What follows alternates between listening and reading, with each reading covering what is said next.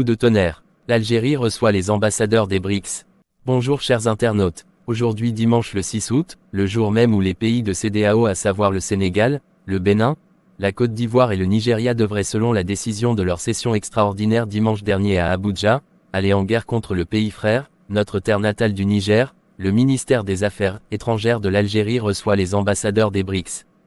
Quelle est la portée de cette rencontre par rapport à la situation actuelle qui prévaut dans notre Afrique de l'Ouest? Bienvenue à vous.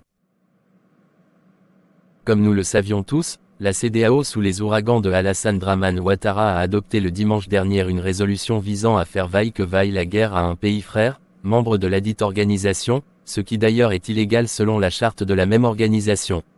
C'est dans cette mêlée que l'Algérie, l'un des pays les plus puissants militairement en Afrique, s'est opposé à l'invasion d'un pays voisin, frontalier. En réalité, le président algérien a reconnu à juste titre les conséquences que la destruction de la Libye a eues sur le Sahel depuis 2011. Voilà pourquoi il s'y est opposé bien qu'ayant condamné le coup d'État et appelle à un retour à l'ordre constitutionnel.